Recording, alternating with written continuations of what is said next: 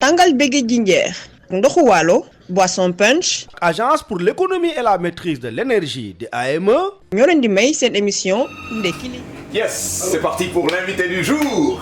Monsieur Ndiaga Sylla, bonjour. Bonjour. Et bienvenue.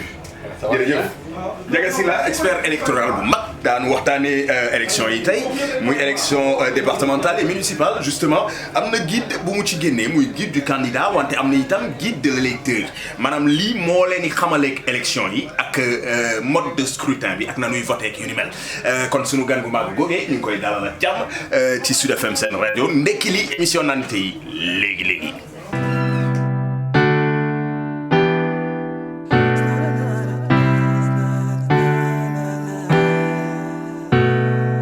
Wake up in the morning time Nico di la jox good vibes ndekki lu neex tàng jër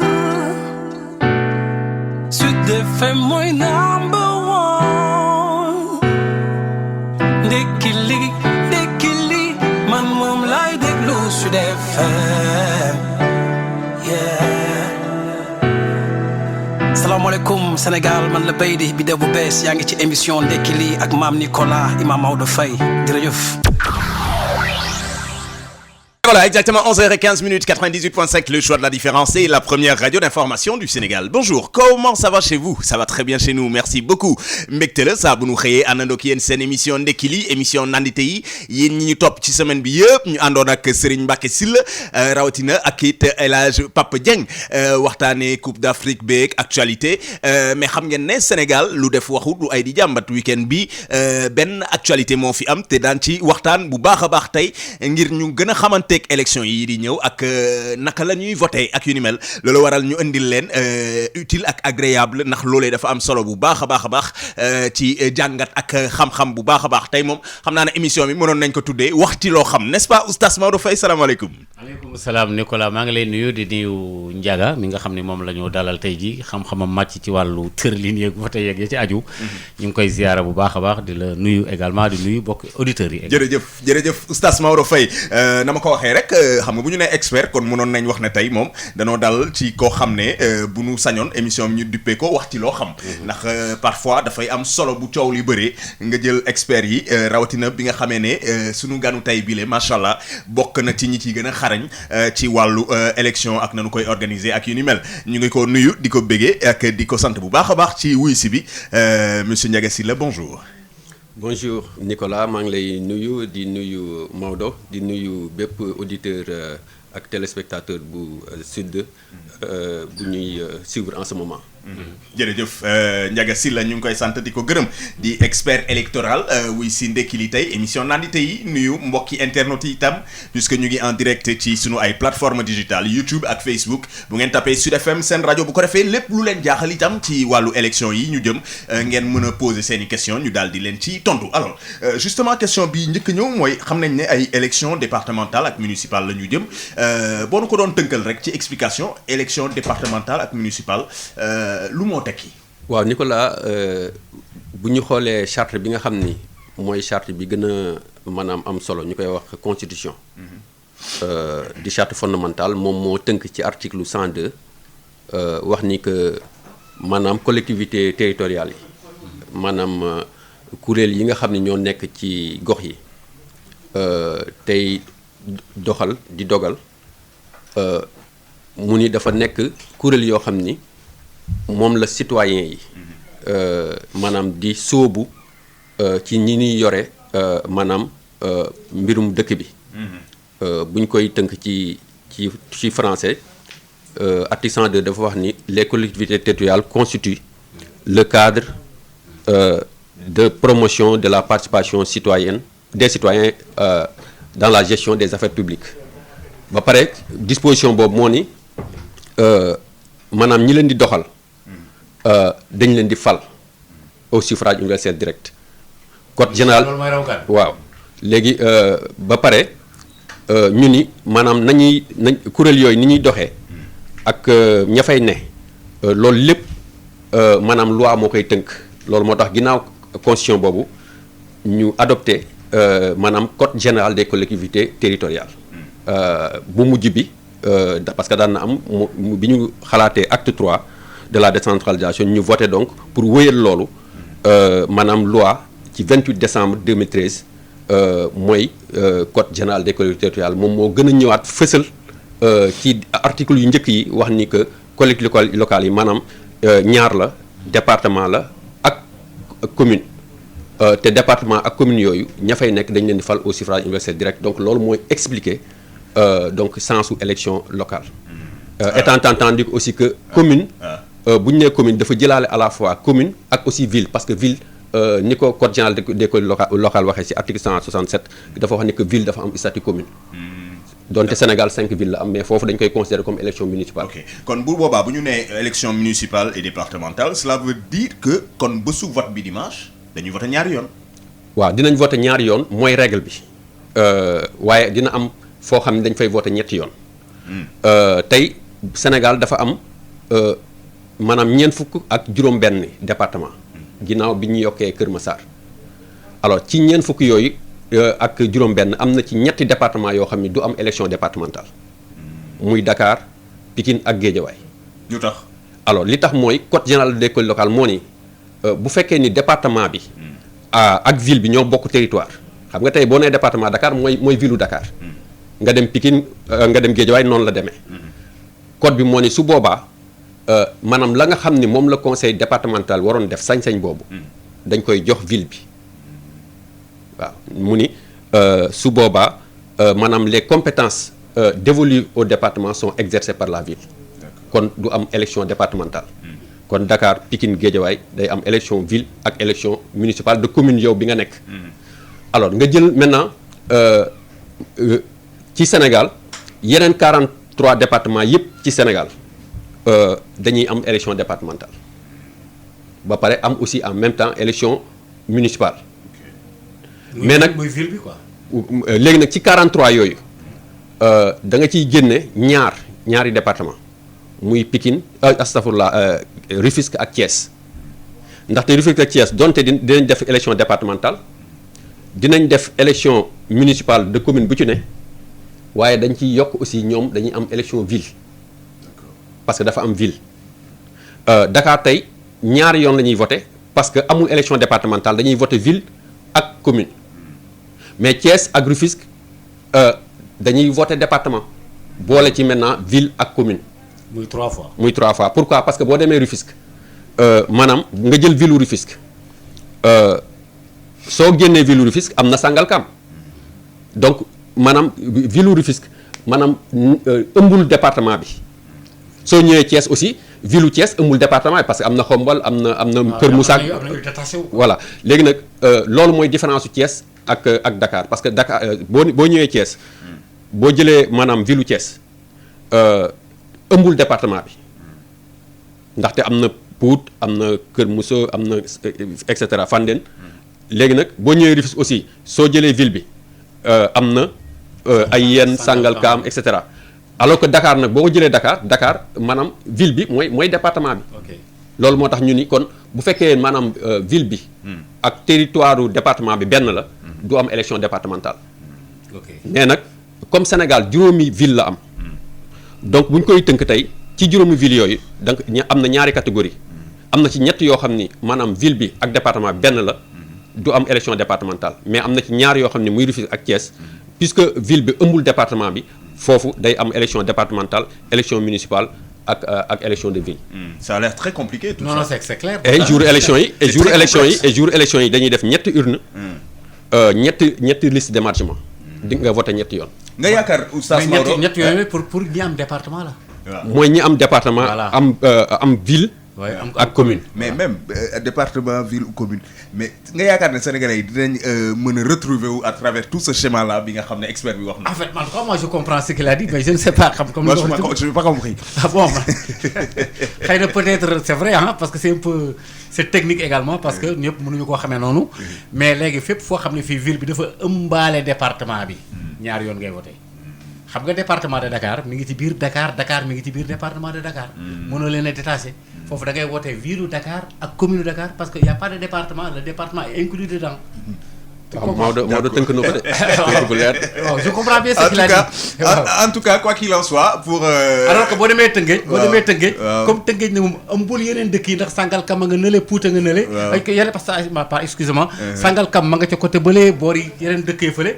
foofu da ngay voter département bi. d'accord voter ville bi. très bien merci beaucoup en tout cas pour un profane comme moi defe naa lii l'expert Ndiaga Sylla génnee dana am solo bu baax a baax pour ces élections départementales et municipales prévues donc ce 23 janvier 2022. Il existe le guide de l'électeur mais ça tombe à pic comme dirait l'autre parce que guide de l'électeur moo lay wanale ci xeetu voting bi ak na ngay voté ak yooyu am na itam guide du candidat parce que xam candidat itam danoo mujjee bëri seen i département yeeg mairie yeeg municipalité kërëb donc du coup guide du candidat également dafa am solo bu baax a baax loolee génne nañ ko daan ci ñëwaat laata émission bi di jeex fàttali mbokki auditeurs yeeg mbokki internautes yi ñu ngi en direct suñu ay plateformes digitales ngeen mën ñu fa fekk jamono yi YouTube Facebook rawatina ñuy dalal Ndiaga Sylla di expert électoral militaires yi dinañ voté waaw wala déet. waaw militaires yi. parce que dama gis benn article démb bu génn apparemment ñu ne militaires yi ren duñu voté. non duñu voté ci lii nii. waaw ci municipal yi. waaw en fait c'est ce que j'ai lu yàlla dafa def. 2005 2006. bokk naa ci ñi njëkk a proposé woon que ñu accorder droit de vote militaires yi ak paramilitaires yi. je pense que nous étions à l'époque ñaari kuréel. yoo xam ni dañu proposé woon loolu ñu rejeté ko mais yàlla dafa def après sans pour autant que ñu acté ko ci concertation bi président Abdoulaye Wade décidé loolu ñu ciy sant su ma juumul juin 2006 la woon la ñu teg loi bi donte tey recommandation yi nga xam ni experts yi def nañ ko dañu wax ni que nañ ko yaatal ba ci élection locale yi mais ñun dañoo jàpp et man ci loolu laa ànd mooy que élection locale dafa jige boo xam ni maanaam ñoom kenn warul xam ñoom fan la ñu féete alors bu fekkee élection nationale la mën nga ko comprendre ñoom ñu voté mais élection locale bu ñu leen permettre ñoom ñu voté donte xëy na peut-être am na yeneen corps yoo xam ni aussi dañu préserver seen neutralité te am nañ sañ ñu voté mais man jàpp naa ni mën nañ ko yamale fii loolu moo tax tey ñoom du ñu voté élection locale mais aussi sénégalais extérieurs yi tamit du ñu voté élection locale loolu moo tax fichier bi tey buñ lim bi ñu joxe maanaam ni 6 millions la ñu toll ak 6 millions 613 mille 962 électeurs ñoo nekk ci fichier bi ñooñu tey boolewuñ ci militaires yi ak Sénégal l'extérieur kon muy wane ni kon tey daanaka suñu fichier électoral toll na léegi jigéen na 7 millions te ci biir loolu aussi carte électorale bi ñu koy fixé parce que yoon moo ni balaa ñu élection yi di des au plus tard 30 jours avant datu élection yi war nañ ko fixé maanaam wax lieu yi nga xam ne fa la ñuy war a voté ak bureau yi loolu lim boobu nee nañ Sénégal am na 6639 maanaam juróom-benn junni ak juróom-benn téeméer ak fanweer ak juróom-ñeenti lieu de vote maanaam bërëb yi ñuy voté léegi nag bureau yi toll nañ ci 15066 maanaam Sénégal am na tey fukki junni ak juróom ak juróom-benn fukk ak juróom-benn bureau de vote yu ñu war a voté ci élection locale yi. macha allah Ndiaga Sylla expert électoral oustaz. oui c'est très bien parce que ñu bëree bëri xamuñu woon loolu surtout Sénégalais yi nekk wàllu bitim réew. nga xam ne duñ mën a voté local xam na parce que sax loolu xam naa ne bu ñu ko doon def sax techniquement lu xaw a jafe lay doon. alors parce que bari nañ moodu yi ak yu demee noonu. alors militaires yi xaw ma man li ma lire xaw ma L27 alinéa 27 il y a 2 27 yoo xam ne gis naa ko xaw ma lu tax loi bi nu mu tëddee noonu. c'est la première fois ma gis ñaari 27 ci benn alinéa 27 article 27 ci kii bi. xëy na yow loolu yow yaa nu ci tane alors man li ma la bëggoon a laaj moom mooy par exemple. bureau de vote bi ni muy constitué woo par exemple ki nga xam ne dafa ñëw indi carte d'identité nga xam ne da ngay xool carte d'identité bi jokki kii jokkee kee xool kee am na benn technique interne bu nekk foofu boo xam ne tamit c'est pas si facile quoi par exemple ñaata personne ñoo war a nekk ci bureau bi est-ce que parti bu nekk da ngay am ku la fa teewal et puis ki yore carte d'identité est-ce que am na lu muy def tuuti rek affaire bi yàqu comme nga tëj bulletin bi wala nga bind ci sa tour wala yu demee noonu am na ñoo xam ni ñoom xamuñu ci bu ñu moccee may ñaan expert bi mu terre à terre ko terre à terre ko quoi bu ko defee gars yi gën a mën a comprendre ku dugg di voter quoi waaw jour bi ñuy voter dimanche naka lay demee waaw loolu lépp nag ci détails tënk naa ko ci giddu électeur bi comme giddu candidat bi alors si tënk vote ñetti étape la ñett étape bi ci njëkk mooy la ñuy wax identification maanaam ñu ràññee kiy voté si. mooy kan. ndaxte du ñëpp am droit voté. bien sûr. Donc identification mooy première étape bi. Pour ñu identifier da ngay ñëw nga joxe sa carte d'électeur bi nga xam ne mooy en même temps carte d'identité bi. président bi xool ba xam kii. indi carte bi moom la wala du moom. te yoon tax dani maanaam yeneen représentants yi yoon may na leen ñoom ñu participer ci vérifier waa ji ba xam moom la wala du moom mais tey xam nga boo ko bëggoon def représentant par exemple ñu nekk ñaar fukk ku nekk bëgg a xool kon day yéexal vote bi xëy na peut-être benn moment boo xawee am soupçon rek peut-être mën nga ko def bu loolu weesoo bi ñu gisee ni moom la ñu xool est-ce que turam moo ngi ci liste d'émargement bi parce que tey bu fekkee tax am nga carte d'identité du faral di am mais exceptionnellement sa tur tax bañ cee nekk ci liste d'émargement bi doo voter mais jàpp nañ ni ñi nekk ci fichier bi yëpp donc seen tur moo ngi ci liste d'émargement bi. ok bu ñu la identifier ba pare nga dem ci deuxième étape bi. deuxième étape moom la ñuy woowee vote maanaam moment bi ngay dem di jëli enveloppe yi. di jël bulletin yi. te foofu il faut ñu préciser ni depuis 2017 dañu maye léegi bu fekkee candidats yi dañoo ëpp juróom ou liste de candidats yi ëpp juróom yoon may na la yow nga jël juróomi liste waaye mënoo jël yu ko yées nga jël juróomi liste nga dem tànn ci benn nga dugal ko ci enveloppe bi parce que da ngay dem ca isoloir ba mañ gàcce ma parce que dafa am principe boo xam ni loolu constitution bi da koy wax norme internationale yi wax ko mooy secret du vote dañ ko war a garantir.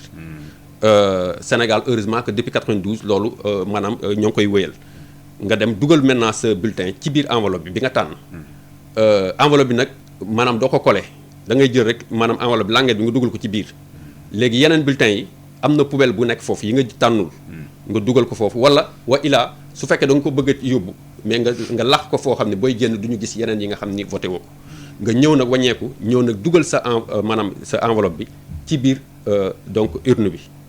loolu mooy vote léegi nag bu vote boobu jeexee mu am lu ñuy wax preuve du vote mooy ñetteelu étape bi mooy wane ni yow voté nga mooy nga émarger maanaam liste d'émargement da ngay xool surtout fa mu nekk nga émarger ba pare encre indélébile bi aussi booy dugal sa enveloppe da nga ko war a càpp pour wane ni effectivement yow voté nga loolu moo tax d'ailleurs et loolu souvent ni disposition la bu ñu dul respecté normalement électeur bu yegsee rek dafa war a tàllal loxoom def nii. mais en général man def naa ay observations yu bëri damay gis ni souvent tax nit ñi loolu day leen di échapper surtout président bureau yi bu accès devant bureau de vote dafa war a def nii loxoom pour que ñu xool est-ce que moom maanaam baaraamam takk na encre maanaam voté na feneen ba pare mais souvent disposition boobu nit ñi duñu ko respecté mais loolu aussi pourtant code bi effectivement da ko leer donc voilà daal ci tënk vote maanaam identification maanaam électeur bi ràññee électeur bi ñëw di voté si beneen bi ci topp mooy mu dem voté bi ci toppee bu voté ba pare maanaam mu signé bu mu mënul signé maintenant day jël maanaam baaraamam cepp ko ci encreur bi maanaam def ko fi nga xam ne moom la war a signé léegi nag comme élection locale la boo demee nga def ko benn élection bi nga voté département da ngay ñëwaat aussi voté commune alors tey waxuñu ban ngay ñi commencé loolu organisation bureau de vote bi la ba pare maanaam su fekkee da nga war a voté ñetti yoon day am ñetti liste d'émargement saa boo voté aussi nga ñëw émarger bu fekkee ñaari yoon yi nga war a voté nga ñëw effectivement dëkk yi nga xam ne donc day am élection département ak municipal nga émarger en seen ñaari yoon. électeur bi tamit su ko neexee daal ni man du ma voté benn laay voté. ok waaw alors am nga choix quoi am nga choix. ok voilà am na solo li ci mujjee ci xibaar par rapport ak vote bi justement mooy démb opposition bi à travers Barthélémy Diaz mi nga xam ne def naa mooy tête de liste bu Yewwi Askan Wi ci Dakar def na annonce ne yëg na ne pouvoir bi ñu ngi waajal sàcc élection yi te ñoom ñu ngi avertir ne duñu ko nangu maanaam par force ñoom ñooy doon maire de Dakar maanaam Barthélémy Diaz mooy doon maire de Dakar dimanche incha allah sàcc vote jamono yi yomb na am déet. waaw xam nga man depuis quelques années. souvent damay wax ni Sénégal suñu système ni mu tëddee maanaam yaakaar naa ni sàcc élection mënatu fee am ndaxte kuy mën a sàcc mooy ku ñu gisul or Sénégal suñu système électoral ni ñu ko defee maanaam étape bu ci nekk depuis l'enrôlement des électeurs Sénat dafay nekk mooy valider tey bu fekkee ni dañuy bindu commission yi day am donte préfet wala sous-préfet ñoom ñoo koy samp day am ay agent de l'État bu ñu fàtte ni maanaam muy inscription muy distribution carte muy vote maanaam ay fonctionnaires la ñuy jël yu nekk Sénégal yoo xam ne xam nga fu ñu ne fu ñu bokk ay enseignants et cetera alors ñooñu bu fekkee ni par exemple ñëw nañu ñu toftal ci benn contrôle lu Sénat maanaam muy étape yooyu ma wax yëpp. ba ci jour vote bi ba pare ci commission yooyu yëpp parti politique bu ci nekk ak coalition de parti yoon may la nga am représentant. ba pare am na charte yu leer muy code électoral bi. kon man jàpp naa ni loolu. mais dans ce cas là looy tuddee transfert de vote ay wut ay électeurs dugal ci benn njaganjaay yóbbu fële. waaw xam nga loolu. justement loolu indiwoon na coow loolu moo tax. suñu code électoral dafa am benn principe. mooy principe bu rattachement électeur ak fi mu dëkk. alors yoon nag moo ni maanaam électeur bi mën na inscrire fi mu dëkk. mën na inscrire fu muy liggéeyee. mën na inscrire fu ay parents dëkk. mën na inscrire fu muy fayee l'impôt ak yeneen ak yeneen. alors ce qui fait que tey nit ñi parfois dañuy juum man bu fekkee par exemple dama nekk Ourossogui. alors tey waa Ourossogui ñu ci bëri ngi Dakar di liggéey. alors bu fekkee élection locale la ñoom ñu daan voté Dakar. plutôt élection présidentielle ak yooyu léegi man élection législative jot na man ma bëgg ñu votel ma mais dama naan leen yéen élection locale yi damay sampu. kon yéen fi seen vote bi da ngeen ko soppi dem leen ngeen inscrire fële ngeen voté ji Matam mais ñooñu tey puisque Matam la ñu dëkk Matam la ñu juddoo am nañu sañ-sañ yoon moo leen ko may ñu dem def transfert seen inscription alors loolu mooy mbir mi. ok kon bu ma la préalable dañuy bindu ba noppi ko. dañuy bindu. d'accord loolu la mais tey mënoo jël rek ay nit nga yab leen. parce que maanaam lan la ñu wax sànq ci vote bi. dañ ni identification maanaam nit ki il faut ñu xool d'abord.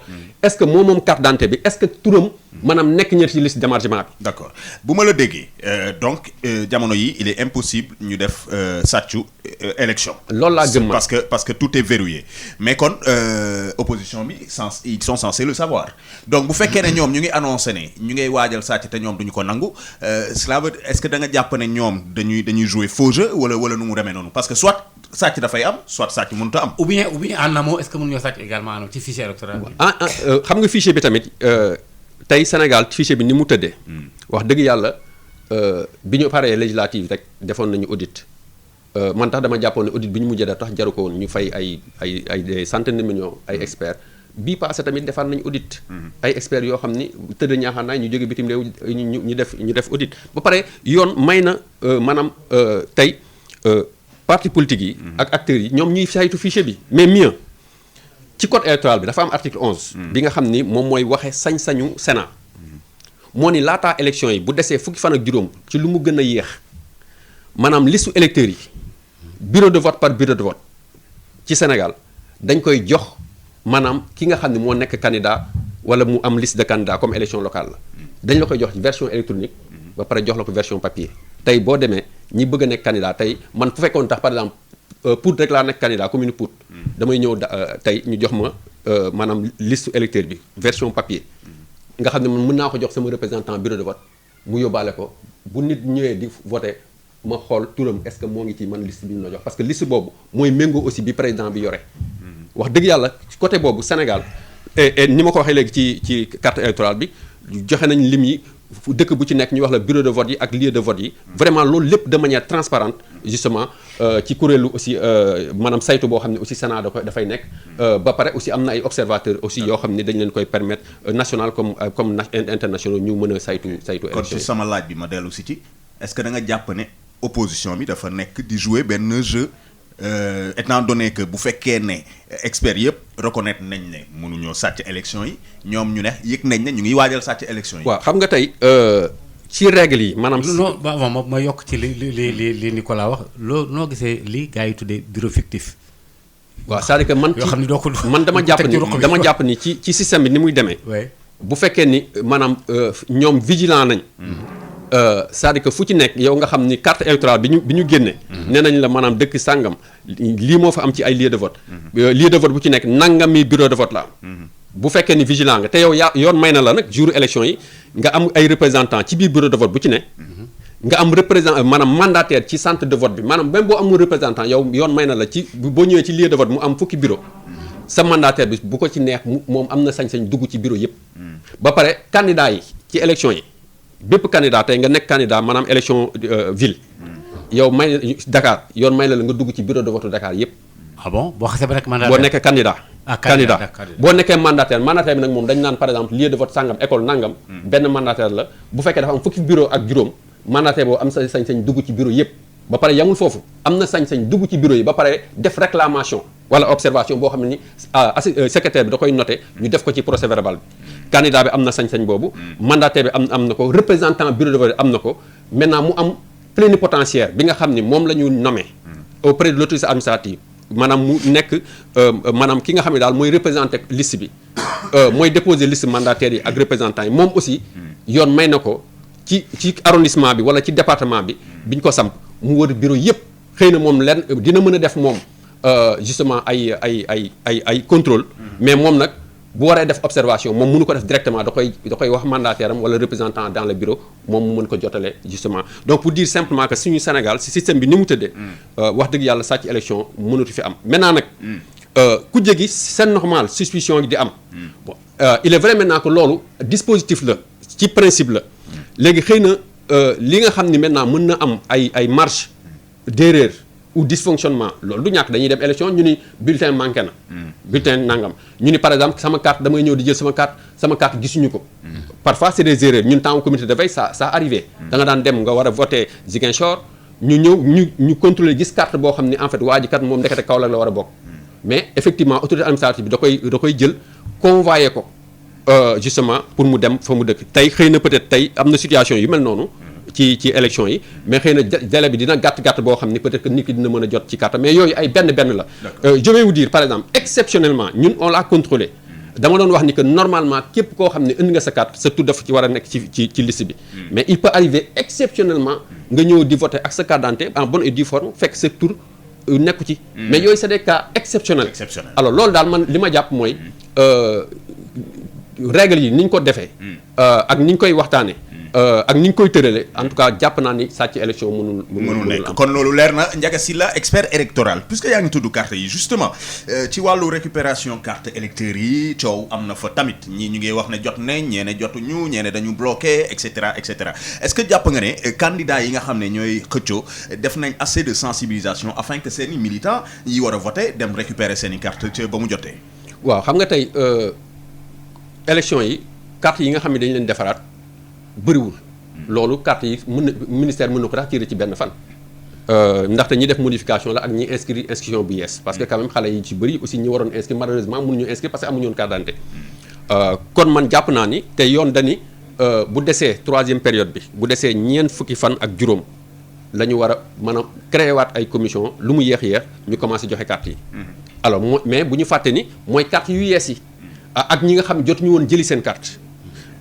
li ma jàpp daal mooy à l'exception de xëy na peut-être erreur yooyu mën a am nga xam ni peut-être benn carte nga ku war a voter Kaolack mu nekk Ziguinchor wala par exemple mu am justement problème peut-être convoiement mais loolu je pense que autorité administrative yi mën nañu ko lijjanti parce que ni ñu koy lijjantee mooy normalement y a un tri boo xam ne dañu koy def ci kaw daaf pour wane ni carte bu ci nekk fan la war a dem erreur nag mën na am maintenant man li may conseiller mooy ñi ngi réceptionner aussi maanaam carte yi yow boo ñëwee nga trier carte yëpp xool est-ce que yow amul carte boo xam ne bokkul ci dëkk bi je pense que loolu doon na aider nga xam ne ñu teel a déceler peut-être carte boo xam ne ñëw na fii te warul maanaam borom dëkku fii ñu teel ko envoyer ministère pour que ñu mën ko convoyer waat mais pour l'essentiel je pense que Sénégal élection yi dina am ci jàmm d'autant plus d'ailleurs que cette fois encore ministère de l'intérieur ci li ma xam ci ay informations même pour mise en disposition matériel électoral teel nañu anticiper.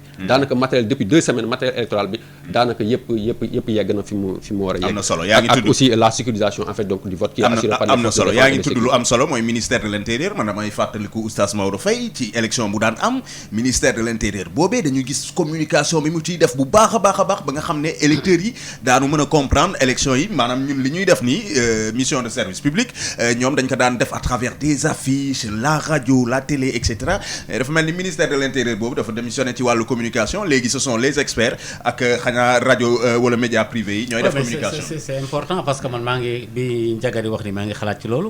parce que la Sénat également quel est le rôle de la Sénat dans tout ça en amont et en aval parce que ñoom ñoo yore par exemple organisation comme matériel bi nga doon wax léegi ni acheminement bi et contrôle bi et tout ça mais Sénat bi pratiquement doo leen dégg sax comme ni ko la wax lu te Sénat bi ci ministère de l'intérieur lañ bokk te ñoom mooy commission nationale bi ñu dénk élection yi gis nga doo leen sax gisoo leen fi mais justement yéen fan ngeen di dépendre yéen experts experts indépendants yi est-ce que da ngeen yore liggéey bu étroit ak. voilà oui parce que.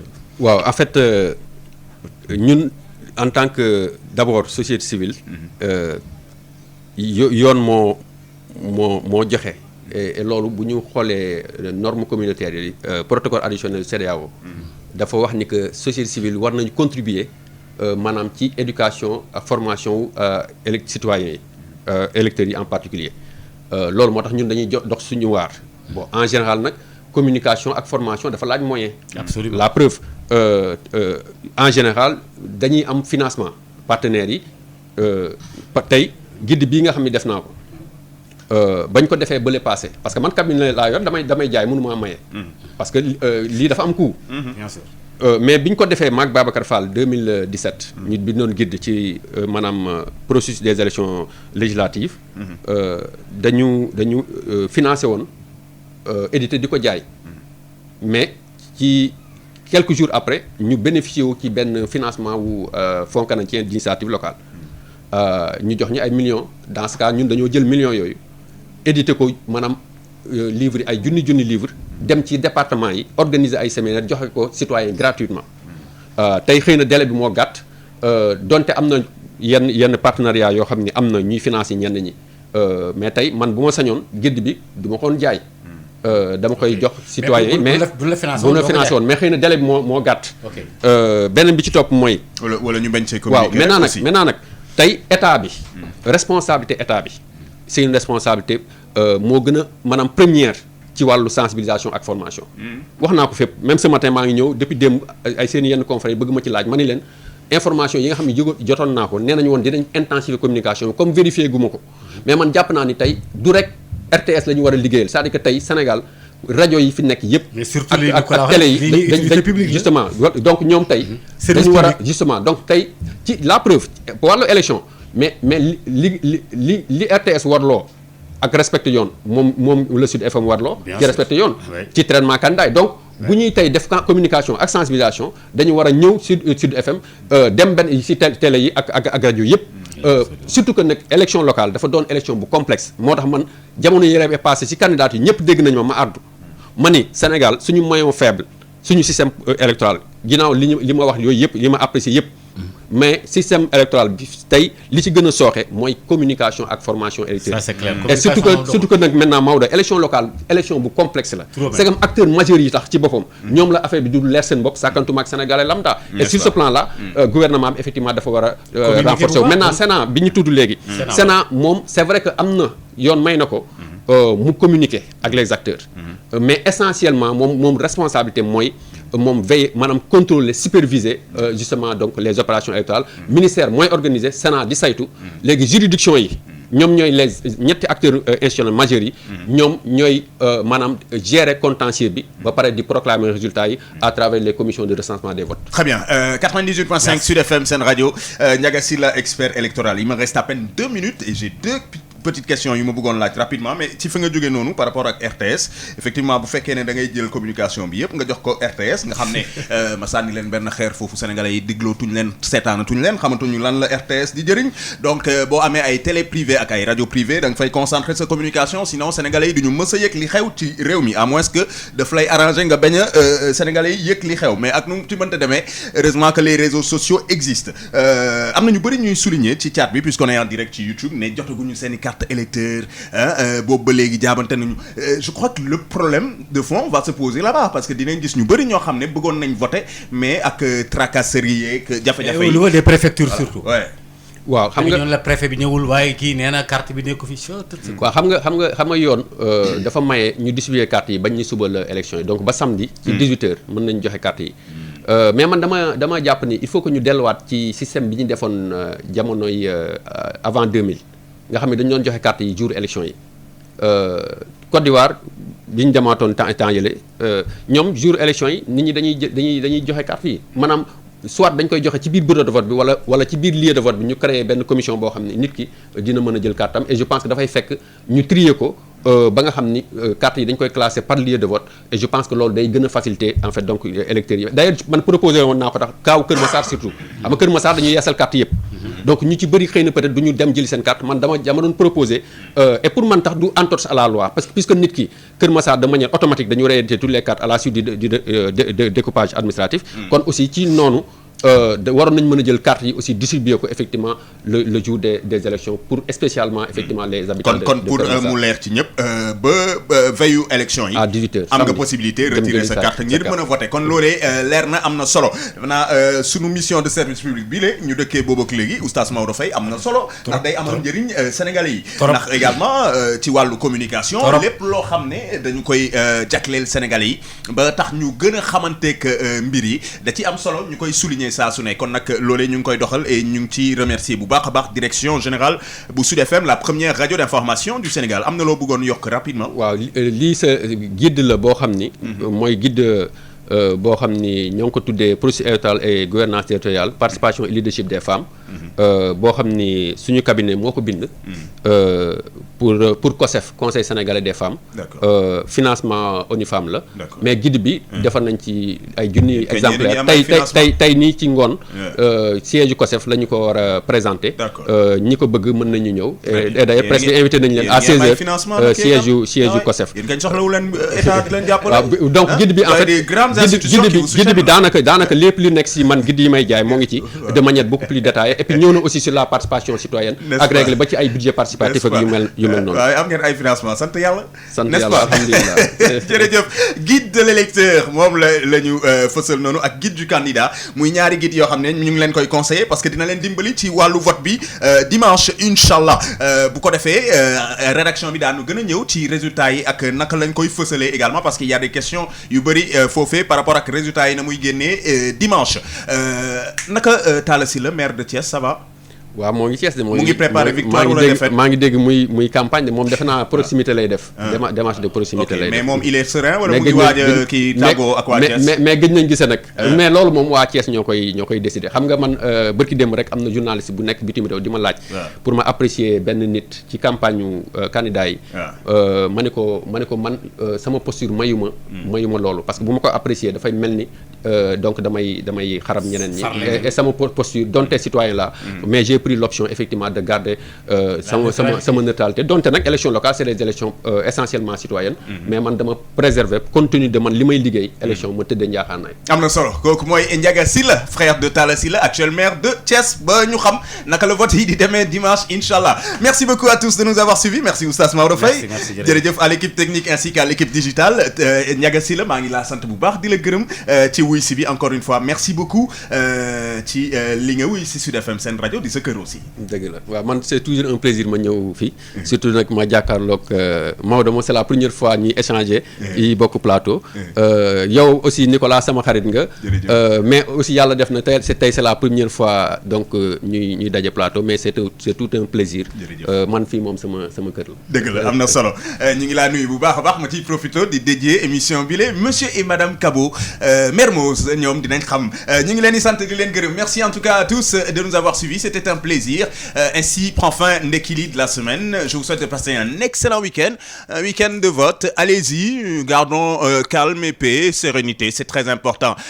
On se retrouve la semaine prochaine. D'ici là, n'oubliez jamais, viser à la lune, c'est important. Salut et à la semaine prochaine. Ndekili daal ca dëgg-dëgg mooy émission nandite yi. Ndekili émission nandite yi. tàngal bége jinjeer ndoxu waalo boisson punch. Agence pour l'économie et la maîtrise de l'énergie de AME. ñoo leen doon may seen émission Ndekili.